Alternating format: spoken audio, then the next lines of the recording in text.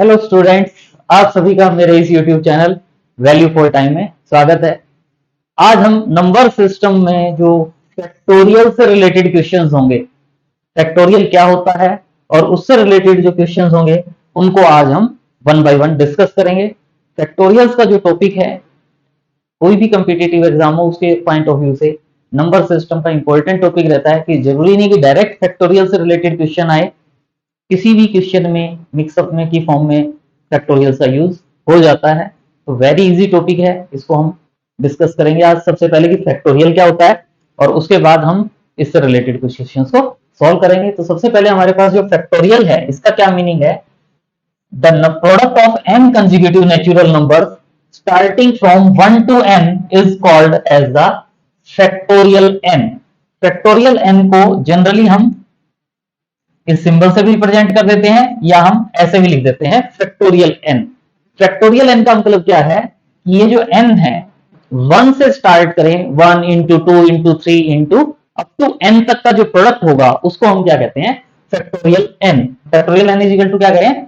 1 into 2 into 3 and so on n minus 1 into n। ये हमारा क्या कहलाता है? Factorial n।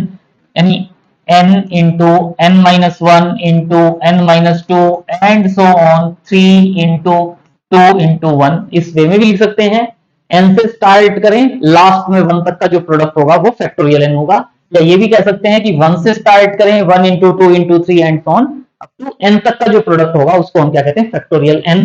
फॉर एग्जाम्पल, अगर हम फैक्टोरियल 4 कहते हैं, फैक्टोरियल 4 इस सिंबल से भी लिख सकते हैं या फैक्टोरियल 4 ये भी हम लिख सकते हैं। तो फैक्टोरियल 4 का मतलब क्या होगा? 4 इंटू 3 इंटू 2 इंटू 1, यानी 4 इंटू 3 12, 12 इंटू 2 24।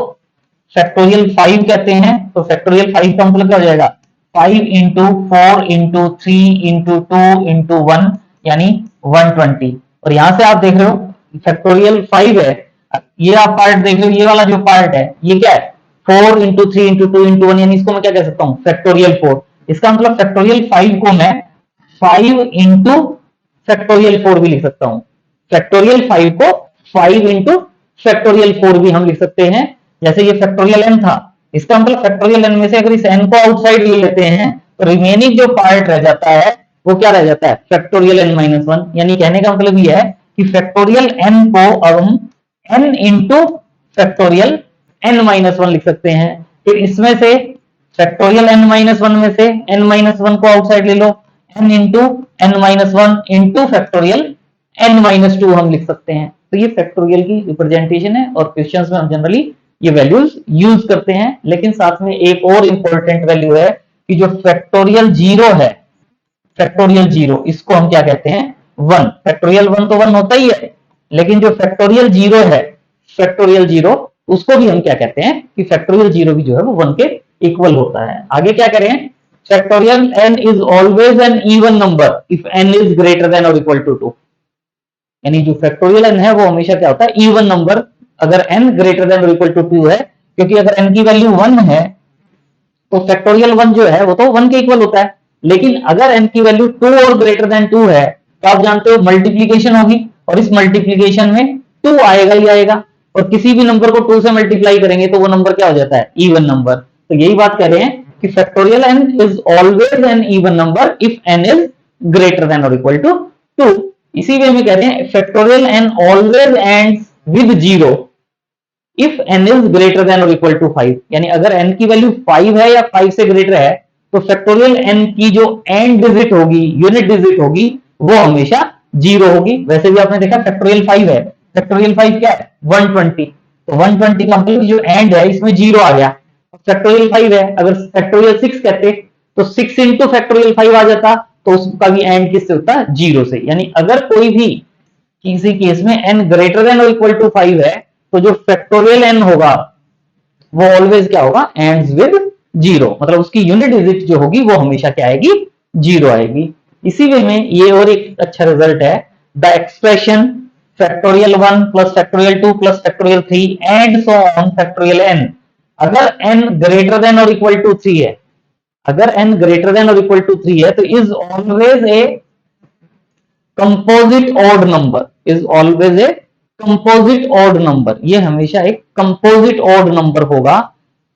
ऑड नंबर का क्लियर हो ही जाता है आपको, क्योंकि फैक्टोरियल 2, फैक्टोरियल 3, फैक्टोरियल 4 जितने भी नंबर हैं ये सारे के सारे नंबर क्या होंगे, इवन नंबर। इवन में इवन को ऐड करते हैं तो इवन हो जाएगा, और प्लस में 1 और है तो यानी ये क्या हो जाता है, ऑड नंबर। और साथ में क्या कह रहे हैं कि अगर n ग्रेटर देन और इक्वल टू 3 है तो ये हमेशा ये जो टोटल नंबर है factorial 1 plus factorial 2 plus so on factorial n, ये हमेशा क्या होगा, कंपोजिट नंबर। कंपोजिट नंबर का मतलब इसके मोर देन 2 फैक्टर्स होंगे। कंपोजिट नंबर्स क्या होते हैं, वो नंबर्स जिनके मोर देन टू फैक्टर्स होते हैं, तो इसके जो फैक्टर्स होंगे वो मोर देन 2 फैक्टर्स होंगे। तो ये जो नंबर होगा, ये नंबर हमेशा क्या होगा, ऑड कंपोजिट नंबर। तो इससे रिलेटेड अब हम कुछ एग्जांपल्स हैं, क्वेश्चंस हैं, उनको हम वन बाय वन डिस्कस करेंगे। बड़े अच्छे क्वेश्चंस हैं। जैसे सबसे पहले फर्स्ट क्वेश्चन में, find the HCF and LCM of factorial 17 and factorial 23। तो फैक्टोरियल 17 वैसे लिखने की जरूरत नहीं है, लेकिन फिर भी मैं लिख देता हूं 17 इंटू 16 इंटू 15 इंटू 3 2 1। और फैक्टोरियल 23 में क्या होगा, 23 22 एंड सो ऑन मल्टीप्लीकेशन में 17 इंटू 16 इंटू 3 इंटू 2 इंटू 1 होगा। HCF of factorial 17 and factorial 23 मतलब हाईएस्ट कॉमन फैक्टर, दोनों का हाईएस्ट कॉमन फैक्टर। ये लिखने की जरूरत नहीं थी, लेकिन मैंने फर्स्ट टाइम कर रहे थे इसलिए लिख के दिखा दिया। ये जो 17 से 1 तक का प्रोडक्ट है, ये यहां भी है और यहां भी है। फैक्टोरियल 17 में जो भी वैल्यूज हैं वो सारी की सारी इसमें कंटेन्ड है। फैक्टोरियल 17 में जितने भी वैल्यूज हैं वो सारी की सारी इसमें कंटेन्ड है। तो इसका मतलब क्या हुआ, फैक्टोरियल 17 फर्स्ट वैल्यू में भी है, सेकंड वैल्यू में भी है, दोनों में है। तो इसका मतलब इनका हाईएस्ट कॉमन फैक्टर जो है वो क्या हो जाएगा, फैक्टोरियल 17। क्योंकि फैक्टोरियल 17 का जो भी फैक्टर्स हैं ये सारी की सारी वैल्यूज दोनों में है, तो इसका मतलब हाईएस्ट कॉमन फैक्टर क्या हो जाएगा, फैक्टोरियल 17। और इसी वे में अगर हम एलसीएम फाइंड आउट करते हैं फैक्टोरियल 17 एंड फैक्टोरियल 23 का, तो जब ये सारा का सारा इसमें कंटेन्ड है तो एलसीएम जो आएगा वो क्या आ जाएगा, फैक्टोरियल 23। तो ये एचसीएफ और एलसीएम की वैल्यूज हम फाइंड आउट कर सकते हैं। नेक्स्ट क्वेश्चन अच्छा क्वेश्चन है, स्लाइटली ट्रिकी क्वेश्चन है। क्या कह रहे हैं, if n is equal to a into b, n जो है वो a इंटू बी है, और साथ में कह रहे हैं कि फैक्टोरियल n जो है वो किसके इक्वल होगा, factorial a into factorial b के इक्वल। अगर n की वैल्यू a इंटू बी है और फैक्टोरियल n की value factorial a into factorial b है, a एंड b यार ध्यान देना है, a एंड b क्या है, distinct whole numbers, distinct whole numbers. और होल नंबर्स हमें पता है, होल नंबर्स क्या होते हैं, जीरो से स्टार्ट होते हैं, 0 1 2 3 एंड सो ऑन, ये हमारे होल नंबर्स होते हैं। ए एंड बी क्या है, distinct whole numbers less than 10, distinct whole number less than 10 है। How many pairs of A and B are possible, A और बी के ऐसे कितने पेयर पॉसिबल होंगे जो इन दोनों वैल्यूज को सेटिस्फाई करे। तो इसके लिए आप देख लो, यहां हम कह रहे हैं n is equal to a into b है, यहां हम कह रहे हैं factorial n is equal to factorial a into factorial b है।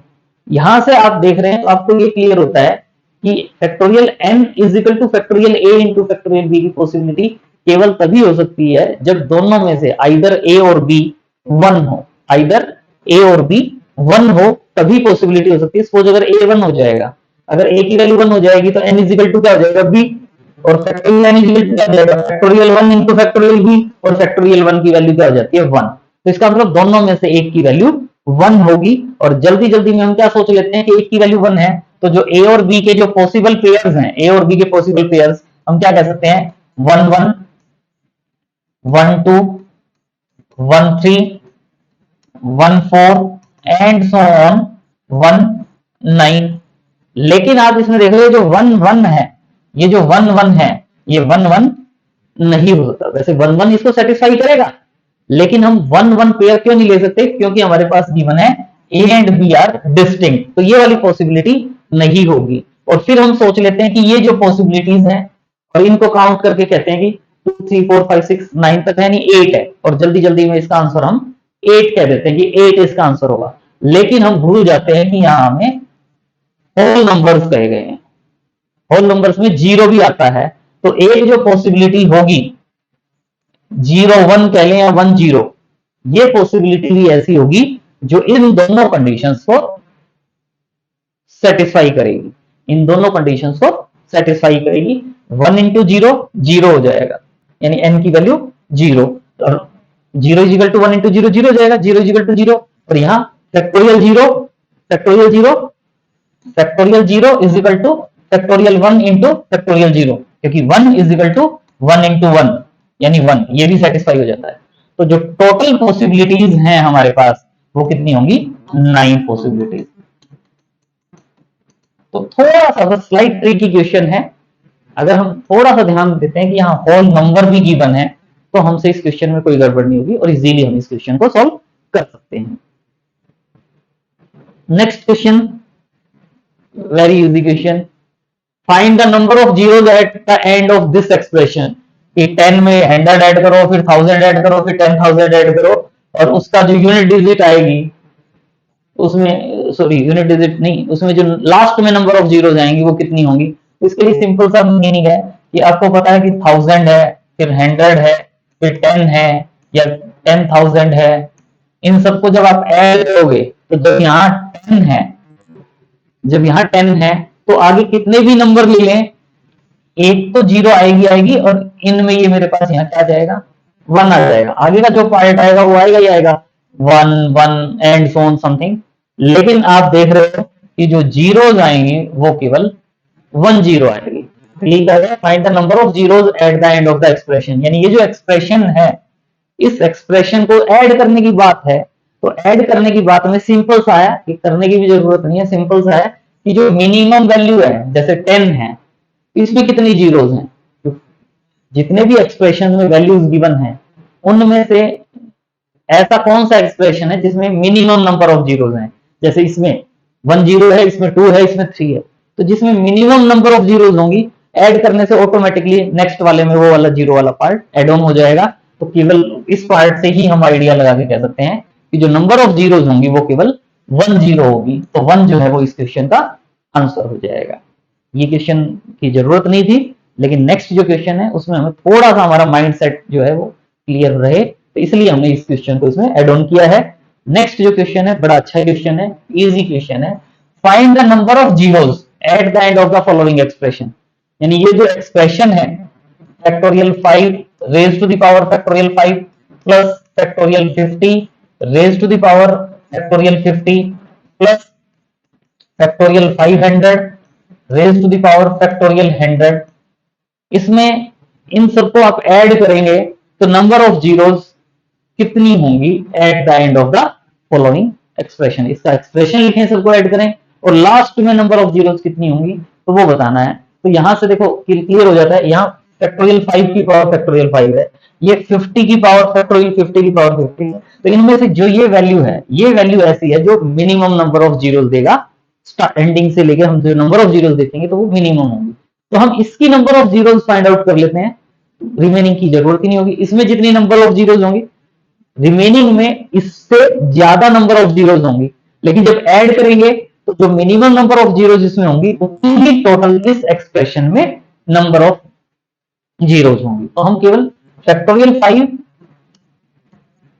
Raise to the power factorial 5, इसमें आप देखेंगे कितनी नंबर ऑफ जीरोस होंगी। तो फैक्टोरियल 5 की वैल्यू आपको पता ही है, फैक्टोरियल 5 का मतलब क्या होता है? 5 इंटू 4 इंटू 3 इंटू 2 इंटू 1, और आपको पता है ये क्या होता है? 120। फैक्टोरियल 5 की जो वैल्यू है वो क्या होती है? 120। तो इसका मतलब क्या जाएगा? 120 raise to the power 120, 120 raise to the power 120 है। तो इसके एंड में नंबर ऑफ जीरोस 120 इंटू 120 करेंगे तो 0 0 2 0, 12 इंटू 12 144, 2 टाइम्स मल्टीप्लाई करेंगे तो 2 जीरो आएंगी, 3 टाइम्स मल्टीप्लाई करेंगे तो 3 जीरो आएंगी, 120 टाइम्स मल्टीप्लाई करेंगे तो number of zeros, number of zeros at the and वो कितनी होंगी? 120। इसके एक्सप्रेशन में 120 होगी, तो जो टोटल सम फाइंड आउट करोगे उसके एक्सप्रेशन में भी नंबर ऑफ जीरोस कितनी होंगी 120।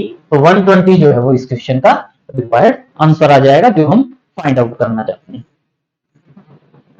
नेक्स्ट क्वेश्चन इंपॉर्टेंट क्वेश्चन है, क्या कहा गया है, find the number of zeros at the end of the product.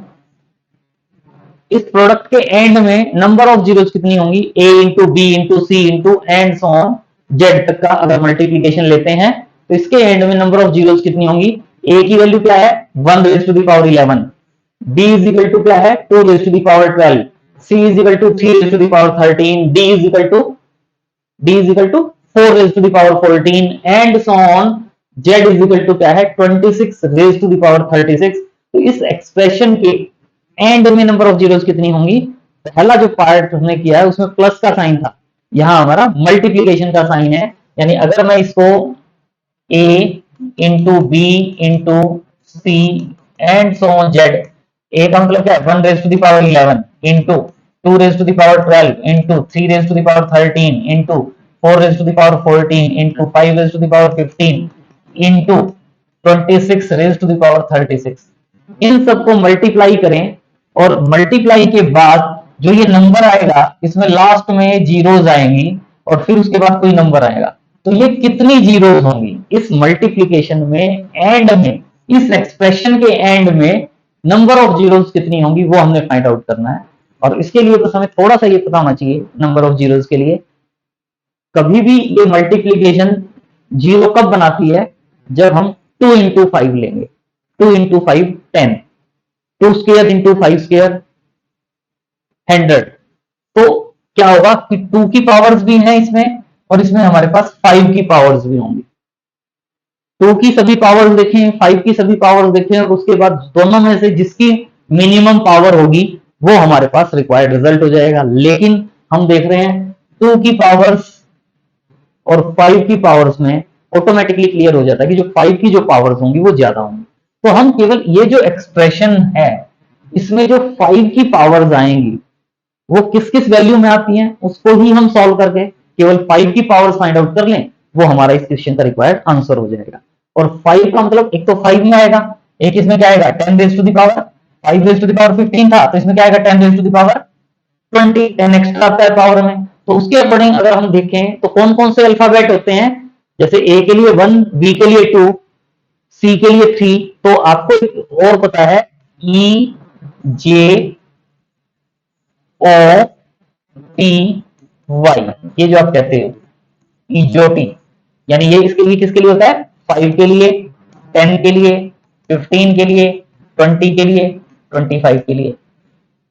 तो हम केवल E into J into O into T into Y इसी पावर को सॉल्व कर लेते हैं।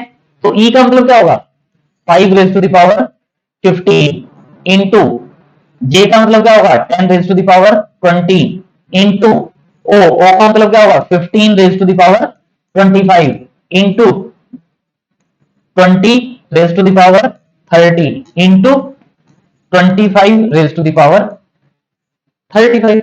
पावर 10 10 ऐड है एक्स्ट्रा, तो यहां से आप देख रहे हो यहां से तो मेरे पास क्या गया 5 raise to the power 15 into 10 है, 10 को मैं क्या कह सकता हूं 2 इंटू 5, लेकिन मेरा इंटरेस्ट है 5 रेज़ टू द पावर में, तो 5 raise to the power 20, 2 raise to the power 20 लिखना चाहे तो लिख लें, अदरवाइज रहने दें। नेक्स्ट क्या है 15 रेज़ टू द पावर 25, 15 का मतलब क्या होता है 3 इंटू 5, तो यानी 5 रेज़ टू द पावर 25 आ जाएगा into 3 raise to the power 25, no need to use, लिखें चाहे ना लिखें, into 5 20 raise to the power 30, 20 का मतलब क्या होता है 4 इंटू 5, यानी 4 रेज़ टू द पावर 30 आ जाएगा और साथ में 5 raise to the power 30 into, बस यहां ध्यान रखना है 25 है, 25 का मतलब क्या होता है 5 स्क्वायर और रेज़ टू द पावर क्या हो जाएगी 35। यानी यहां से आप देख रहे हो 5 raise to the power base same है तो पावर ऐड हो जाएंगी 15 20 25 30 और ये 2 इंटू 35 70, यानी 15 plus 20 plus 25 plus 30 plus 70 into में वो जो नंबर होगा उसको के समझ लें आप, यानी ये मेरे पास क्या आ गया 5 रेज टू द पावर क्या होगी 15 और 25 40 40 एंड 20 60 60 प्लस 30 90 90 प्लस 70 160 इंटू के यानी 5 रेज टू द पावर क्या हो जाती है 160। यानी ये जो टोटल एक्सप्रेशन है आपका इसमें आपके पास 5 रेज टू द पावर क्या आएगी 160। 2 की पावर भी आप देखें तो 160 से ग्रेटर होगी, लेकिन 160 से ग्रेटर होने से कोई बेनिफिट नहीं होगा। तो number of zeros eight the and, number of zeros eight the end of given expression जो है वो कितनी हो जाएंगी हमारे पास 160। वो क्या होंगी 160। तो 160 जो है वो इस क्वेश्चन का क्या हो जाएगा रिक्वायर्ड आंसर। स्टार्टिंग में हम देखते हैं तो लगता है क्या है, लेकिन वेरी इजी क्वेश्चन है, इंपॉर्टेंट क्वेश्चन भी है, तो इसको आप इजीली कर सकते हैं। Next question same as it is, जैसे लास्ट टाइप है वैसे ही है। Find the number of zeros in the product. क्या प्रोडक्ट दे दिया 1 raise to the power 1 2 raise to the power 2 3 raise to the power 3 4 raise to the power 4 99 raise to the power 99 100 raise to the power 100। तो number of zeros जो है, number of zeros जो है वो किस पर डिपेंड करता है 5 की पावर्स पे और 2 की पावर्स पे। लेकिन 2 की पावर्स भी हम इसमें नहीं देखेंगे क्योंकि वो भी higher than 5 raise to the power जो होगी पावर उनसे होगा। तो इसमें आप देखो 5 की पावर कहां बनती है 5 रेज टू द पावर 5 में, फिर 10 raise to the power 10 15 raise to the power 15 20 raise to the power 20 25 raise to the power 25 and so on.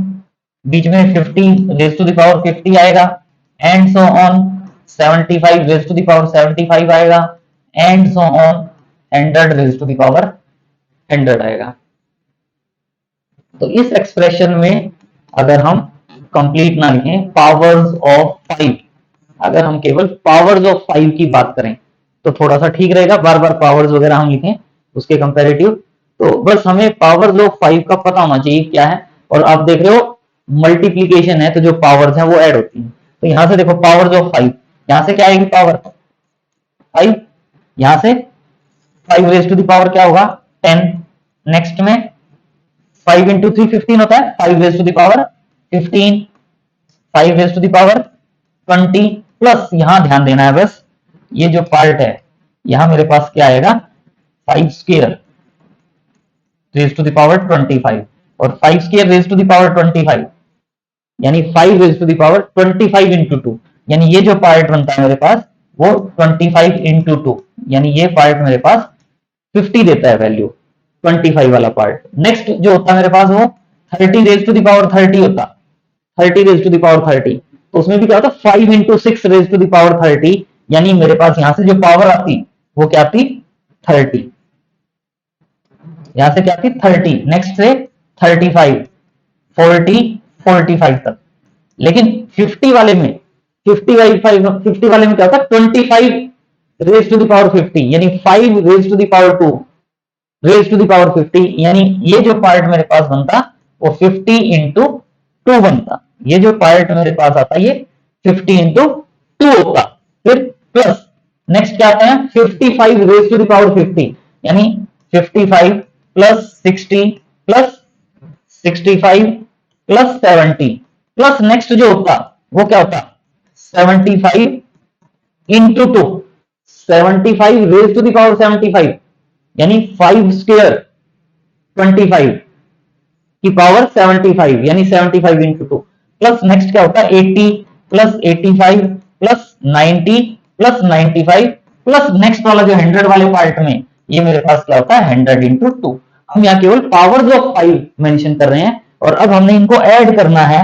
तो ऐड करने के लिए आप देख रहे हो इज इक्वल टू देखिए 5 10 15 20 एक 25 यहां से ले लेते हैं 30 35 40 45 50 55 60 75 80 85 100, यानी मेरे पास ये क्या आ जाता है 5 10 15 एंड सो ऑन 100 तक का सम।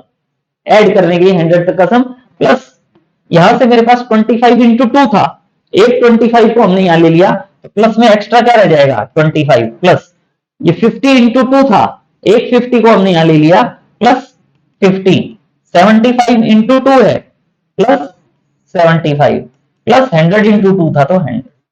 अब हमें इनको थोड़ा सा ऐड करना इजी है, और ऐड करने के लिए आपको पता ही है यहां से टोटल टर्म्स कितनी है, 5 10 15 20 100 तक 20 टर्म्स है। तो इसमें से अगर आप क्या लिख सकते हैं, 5 कॉमन लें तो 1 प्लस 2 प्लस सो ऑन 20 हो जाएगा, यानी फर्स्ट 20 नेचुरल नंबर्स का सम, और वो क्या हो जाता है 5 into 20 into 21 divided by 2, plus ये क्या हो जाता है 25 प्लस 75 100 100 100 200 250, यानी ये 250, ये 2 से कैंसिल होगा 10, 5 इंटू 21 105, 105 को 10 से मल्टीप्लाई करेंगे तो 1050 प्लस 250, यानी 1300 1300, यानी ये जो प्रोडक्ट है हमारा, ये जो कंप्लीट प्रोडक्ट है, अगर इन सबको हम मल्टीप्लाई करते और उसमें हम इसको हम लिखते, कुछ भी वैल्यू आती है, लेकिन यहाँ जो जीरोज आएंगी हमारे पास इस प्रोडक्ट में, वो कितनी जीरोज आएंगी 1300, यानी इन सब की मल्टीप्लीकेशन के इस एक्सप्रेशन में एंड में जो नंबर ऑफ जीरोज होंगी, वो एंड में नंबर ऑफ जीरोज कितनी होंगी 1300 1300। बस हमें ये क्वेश्चन इसलिए एड ऑन किया गया कि हमें इसका कॉन्सेप्ट पता चल जाए कि नंबर ऑफ जीरोज कैसे फाइंड आउट करें। अगर डायरेक्ट देखते हैं केवल जो 5 की पावर्स हैं, टोटल 5 की पावर्स को काउंट करें, वो रिक्वायर्ड आंसर हो जाएगा। Next question is if A is the product of first 31 natural numbers, A product of first 31 natural number है, यानी A is equal to क्या है, A is equal to क्या है 1 into 2 into 3 into 31, यानी factorial 31। A की value क्या है फैक्टोरियल 31 है, and B is equal to A plus 1, B is equal to क्या है A plus 1, then the number of primes among B plus 1 B plus 2 B plus 3 B plus 30, यानी इनमें से कितने नंबर ऐसे होंगे जो प्राइम नंबर होंगे, b plus 1 b plus 2 b plus 30 में से ऐसे कौन कौन से कितने नंबर होंगे जो प्राइम नंबर होंगे। प्राइम नंबर आपको पता है आइदर डिविजिबल बाई 1 और इटसेल्फ, जो केवल 1 और इटसेल्फ से डिवाइड होते हैं वो हमारे क्या कहलाते हैं प्राइम नंबर, जिसके 2 डिवाइजर्स होते हैं 1 एंड इटसेल्फ। तो आपको पता b इज इक्वल टू क्या है a प्लस 1, यानी फैक्टोरियल 31 प्लस 1। तो पहले b प्लस 1 को चेक करते हैं, b प्लस 1, b प्लस 1 का मतलब क्या जाएगा फैक्टोरियल 31 प्लस 1 प्लस 1 2, लेकिन आपको पता है ये 2 है, ये फैक्टोरियल 31 है, फैक्टोरियल 31 में भी 2 है, तो इसका मतलब ये भी 2 से डिविजिबल, ये भी 2 से divisible, sum of two number भी क्या होगा divisible by 2 is divisible by 2। तो इसका मतलब 2 इसका फैक्टर है, तो इसका मतलब ये हमारा प्राइम नंबर नहीं है, b प्लस 1 जो है वो प्राइम नंबर नहीं है। फिर हम देखते हैं नेक्स्ट b प्लस 2 को, b प्लस 1 चेक किया प्राइम नंबर नहीं है, अब क्या चेक करेंगे b प्लस 2, b प्लस 2 को क्या लिख सकते हो फैक्टोरियल 31 प्लस 1 पहले ही था 1 प्लस 1, 1 प्लस 2 3 हो जाएगा, 3 यहां भी है 3 यहां भी है, सम ऑफ टू नंबर भी क्या होगा divisible by 3 is divisible by 3। तो इसका मतलब ये भी मेरे पास प्राइम नंबर नहीं है। फिर b प्लस 3 को आप देखें, b प्लस 3 का मतलब क्या हो जाएगा फैक्टोरियल 31 प्लस 4, 4 इसमें भी है इसमें भी है, तो ये भी डिविजिबल बाई 4 हो जाएगा, तो इसका मतलब ये भी प्राइम नंबर नहीं है। एंड सो ऑन आप देखेंगे b प्लस लास्ट में क्या है 30, b प्लस 30 को क्या लिख सकते हो फैक्टोरियल 31 प्लस 31, ये भी 31 से डिविजिबल, ये भी 31 से डिविजिबल, तो इसका मतलब इज डिविजिबल बाई 31, तो इसका मतलब ये भी प्राइम नंबर नहीं है। तो इसका मतलब ये जो नंबर्स हैं हमारे, इन नंबर में से कोई भी नंबर प्राइम नंबर नहीं है, और कोई भी नंबर प्राइम नंबर नहीं है तो इसका मतलब क्या हुआ नन ऑफ दिस, आंसर क्या आ जाएगा ऑप्शन डी। इजी क्वेश्चन है, बस ट्रिकी है कि हमें यहां से ये पता होना चाहिए कि प्लस करते जाएंगे दोनों में सेम फैक्टर कॉमन आएगा, और इसका मतलब इनमें से कोई भी नंबर प्राइम नंबर नहीं होगा। Next question is how many natural number less than 100 are there such that factorial n minus 1 is not divisible by factorial n. Factorial n minus 1 is not divisible by n. तो इसके लिए हमने एक result किया हुआ है कि ये रिजल्ट और किसी नंबर के लिए भी हो सकता है, लेकिन हमेशा अगर n प्राइम है तो ये रिजल्ट हमेशा ट्रू होता है। अगर n प्राइम नंबर है, अगर n प्राइम नंबर है तो ये रिजल्ट हमेशा ट्रू होता है। तो इसका मतलब इससे हमें एक और आइडिया लग जाता है, इससे हमें एक और आइडिया लग जाता है। वैसे तो डी ऑप्शन ही हटेगा उससे हमारे पास, कि हमें ये पता है कि 1 to 100 अगर हम number of primes find out करते हैं तो वो कितने होते हैं, numbers of prime less than 100, number of primes less than 100 वो होते हैं हमारे पास 25। Less than 100 number of primes 25 होते हैं, तो इसका मतलब 25 तो आएंगे ही आएंगे नंबर जो इस कंडीशन को सेटिस्फाई करेंगे। इसका मतलब यहां से ऑप्शन डी नहीं होगी। अगर मान लो चारों ऑप्शन में हमारे पास 3 ऑप्शन लेस देन 25 होती तो मजा आ जाता, क्वेश्चन सॉल्व हो जाता, जो फोर्थ ऑप्शन होती वो आंसर हो जाता। लेकिन अभी ये 3 ऑप्शन है तो इनमें से भी कोई आंसर हो सकता है। तो देखिए जो फैक्टोरियल n माइनस 1 है, इसको अगर हम n यानी अगर ये प्राइम है तो इसका मतलब प्राइम नंबर इससे ज्यादा आ गया फैक्टोरियल n माइनस 1 से, तो वो उसको कभी भी डिवाइड नहीं करेगा। लेकिन अगर यहाँ n कंपोजिट नंबर है तो उस केस में वो उसको डिवाइड कर भी सकता है और नहीं भी। तो इसके लिए देखें, अगर हम यहाँ वैल्यूज पुट करें लेस देन 100, तो अगर हम इसमें n इजिकल टू 1 पुट करते हैं, n equal to 1, n equal to 1 put करेंगे तो क्या होगा, factorial 0 is not divisible by 1। n equal to 1 put करेंगे तो factorial 0 is not divisible by 1। True है फॉल्स है, सोचें फैक्टोरियल 0 पुट करेंगे क्या होती है 1, 1 तो डिविजिबल बाई 1 होता है, यहां करें नॉट डिविजिबल, इसका मतलब ये मेरे पास क्या आ गया फॉल्स।